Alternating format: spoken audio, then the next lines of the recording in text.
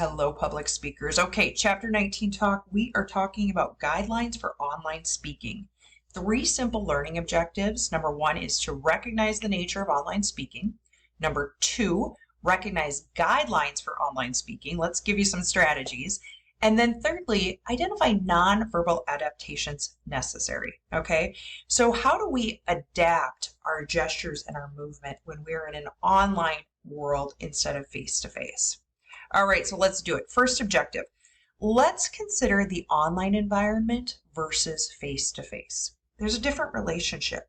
When you are listening to an online speech or recording, that speech is entering your world. Where you are listening is also where your responsibilities are, your kids, your significant other, your pets. So there's going to be more interference. It can't help but flourish because you have other things going on. The speaker, of course, is unaware of that at the moment, but I know on the other end of this, you have interference as you are listening. Secondly, then, if we contrast that with a face-to-face speech, when I speak to you in the classroom, I can see your eye contact. I can understand feedback. I can see if you're laughing at my jokes or rolling your eyes, right? As a whole, it's a controlled environment. If we are in a classroom or a meeting room or a conference room, we are in a shared space that has a purpose. So that alone minimizes interference. So what I'm saying here is there's challenges in speaking in an online environment. So let's first clarify the 2 different types of online speeches. The first is pre-recorded, or our text calls it a recorded online speech. That is exactly what this is an example of.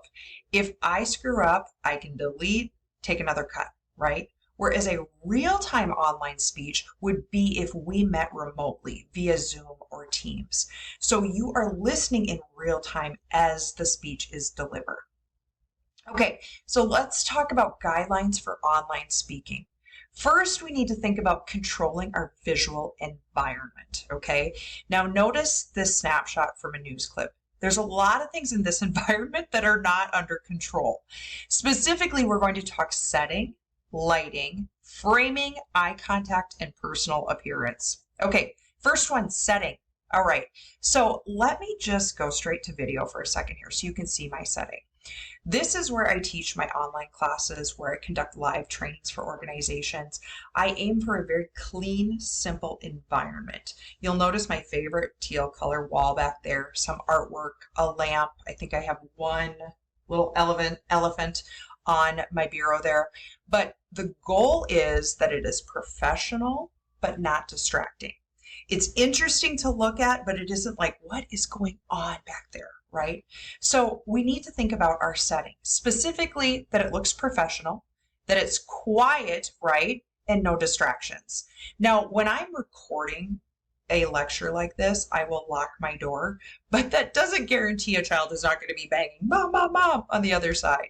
I use this snapshot from Hoarders because none of these things should appear in your setting when you are recording or delivering a live speech. Next is lighting. Okay. This one is simple, but it goes wrong really easily. We want good lighting. No window behind you. That's setting you up for disaster where you get overshadowed or overexposed. Good lighting is not too light, not too dark. So for example, my office has a window that I face, so I get nice daylight, but it doesn't overexpose the picture. Next, we have framing. Okay, let's talk framing here. I'm going to go back to my video. Framing is what the viewer can see of you. Ideally, we want to be 2 to 3 feet apart. So right now, if I extend my arm, I'm about exactly 3 feet from my camera. This is good. This is too close. You don't want to stare into my pupils. And this is too far away, where I'm just the little floating head in the frame. So chest up is the best approximation when you are framing yourself. Okay, next up, we have eye contact. Okay, on a recorded speech, you want to mimic in-person speech. So right now, I'm not looking at my camera. Now, I'm going to show you this for example's sake. If I look at my camera, that eye contact gets pretty intense, right? So when you're recording a speech, you want to mimic like an audience where you're panning from side to side. I avoid eye contact with my camera when I'm recording because my eyes start dancing and it's distracting. When you are recording in real time, you want to speak to the webcam, but you almost want to visualize that somebody is there behind you, that it's people. And I will tell you, when you have a live audience and you can see their participation, it is so much more natural to look at them and respond candidly. So think about your eye contact. Personal appearance. Okay, professional, obviously. Now, as much as I wish I could rock this hair right now, I didn't. Knowing I was going to record this, I put a little makeup on. I made sure my hair was, semi-composed, because a camera will find any flyby in your hair that's out there. So make sure you're professional. Solid dark colors are best. Try to avoid white because that also lends to a bit of an overexposure. A little bit of pattern is okay. If you have a pattern, make sure it's simple and not too busy. Other things to think about. I love jewelry, but I minimize that in a video recording because it becomes distraction if my, earrings are jingling or bracelets or whatnot. So think about your personal appearance. Okay, our last item then is guidelines for how we adapt our nonverbal communication. And we're going to talk pacing, not forgetting about the audience, practicing, learning the software, and always having a backup plan. Okay, pacing. The key is variety. When you are speaking in a recording or face-to-face, make sure you're changing it up a little bit. Remember, these people are doing other things. They're multitasking while you're speaking, so aim for some variety. Now, you'll notice throughout this recording, I've went from full camera to camera over PowerPoint to just PowerPoint. Even simple pieces like that create some variety. Remember, people are doing other things. So the same when we're speaking in a classroom, we aim for variety. We need that even more so in an online environment.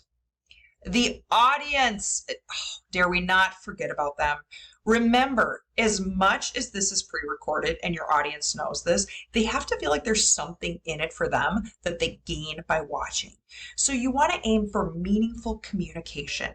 Just like in the classroom, when you are passionate, when you're sincere, when you speak with articulation and emphasis, it's going to be more meaningful. And then, of course, we aim at conversational, that I am not reading to you from the text right now. Control the visual environment. The internet is often informal, right? I would have lost you 5 minutes ago. We want it to be conversational, so it takes a lot of prep. You got to know your stuff. Next is practice. Okay, now this I know is not new information, but I will say that audiences are far more critical to speakers in an online format because we have years of conditioning of news recordings and TED Talks where there's this beautiful editing. And guess what? This is happening in my basement office in real time with free recording software. So there's nothing fancy going on here. So I have to be very aware and control my controllables. And simply put, it takes more practice when you record online. It does. There's no way around that. And I encourage you, if you take a cut, you don't like it, that's just another rep. Go back and do it again. Okay, whoops, what did I click there? Okay, learn the software. This one, I'm not going to go through each software, but know it before you use it. I had a situation where I was providing a training for a local company that used Microsoft Teams. And we had a meeting to trial run it. And it worked, of course, in the trial run. But then on the day of the workshop, they were unable to give me presenter controls. So now I am just a voice, a tiny square in the panel, and I'm trying to operate a training.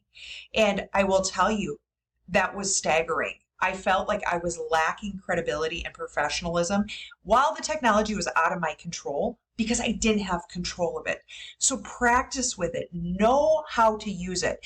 And before you attempt to share a screen or go from, PowerPoint to video or vice versa, make sure you practiced all that. Okay, have a backup plan. I repeat, have a backup plan.